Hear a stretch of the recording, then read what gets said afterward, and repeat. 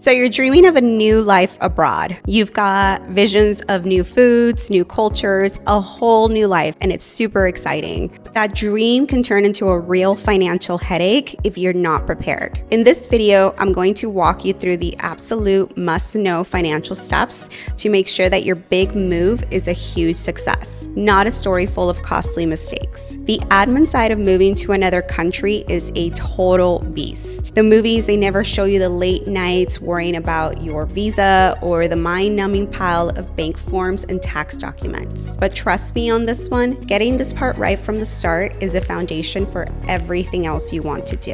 In this video, I'm breaking down the 5 biggest do's and don'ts before moving abroad to give you a clear, actionable toolkit to handle them.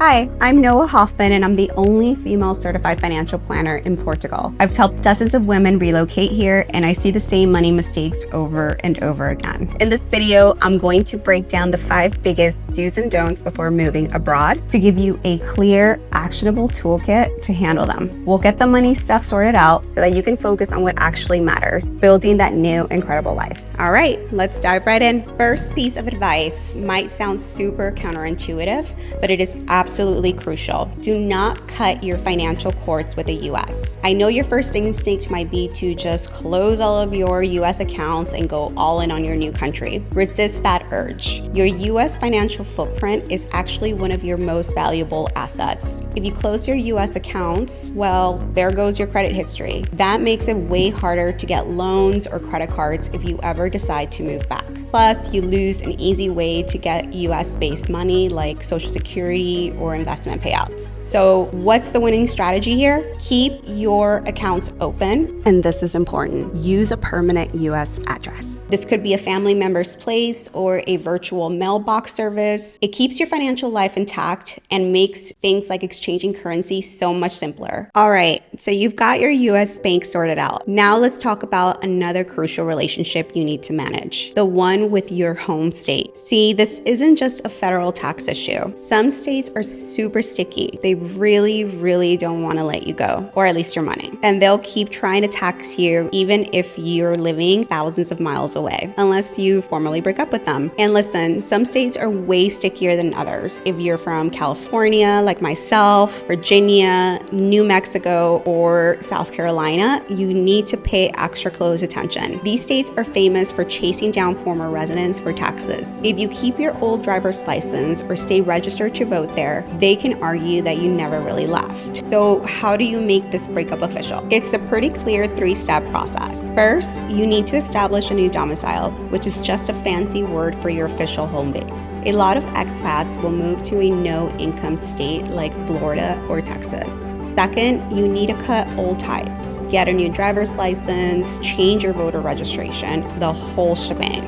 And finally, you have to file a part-year resident tax return for the year that you leave. This creates the official paper trail that proves that you're gone. Next up, let's talk about your nest egg. That 401k, your IRA, they were all set up for life in the US. The moment that you move abroad, the rules for how you take the money out, how it's taxed, and what penalties you might face, it all gets wildly complicated. And believe me, this is one area where trying to do it yourself can be a very expensive mistake. A strategy that was genius for you in the US might not be the best move or might not even be legal in your new home country. And that is exactly why this piece of advice is so vital. Getting a professional to help you is not a luxury. It's an absolute necessity. I've seen too many people get burned because they try to figure it all out on their own. An expert who lives and breathes the stuff can spot dangers and opportunities you would never even know to look for. And look, a good specialist does way more than just fills out the forms. They help you use international tax treaties to your advantage. They make sure that you're not getting taxed twice on the same money, and they help you build a real long-term strategy that works no matter where your location is. Okay, get ready for some acronyms. You're going to want to sear these into your brain. The FBAR and the FATCA. The US government requires every American citizen, no matter where they live, to report their foreign financial assets. This is not a suggestion, it's a requirement. And the penalties for ignoring these rules, well, girl, they are staggering. Now, it's super easy to get these two confused. but they are totally different beasts. FBAR stands for Report of Foreign Bank and Financial Accounts. You must file an FBAR if the total value of your foreign financial accounts is more than $10,000 at any time during the year. That includes foreign bank accounts, brokerage accounts, and some retirement accounts. It's filed separately from your tax return. FATCA, on the other hand, is an IRS form you file with your taxes, and the thresholds are much higher, starting around $200,000 for expats. You might need to file one or both, or maybe neither one of them, but you absolutely have to know the rules. And not so fun fact, the starting penalty for a single non-willful FBAR violation is $10,000 just for forgetting to file. Yeah.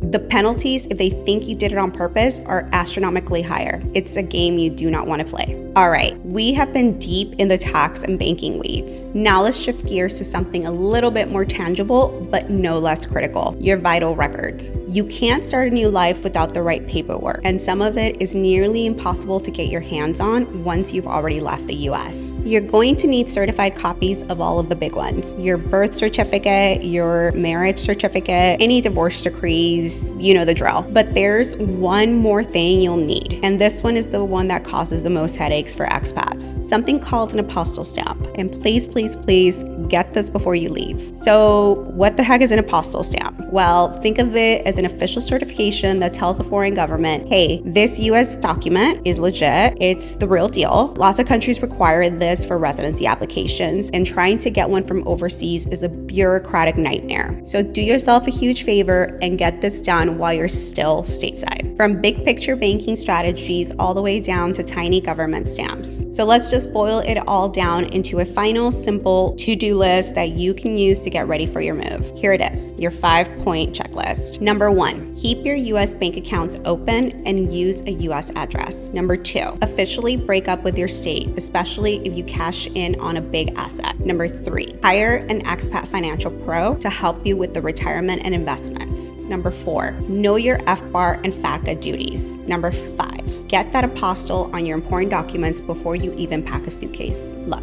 I get it. None of this financial prep is sexy, it's not exciting, but it's an important part of moving abroad. This stuff is what makes the whole adventure possible. It gives you the freedom and the peace of mind to stop worrying about bureaucracy and start focusing on the real reason you wanted to move in the first place. So I'll leave you with one question. What are you going to build with all that freedom?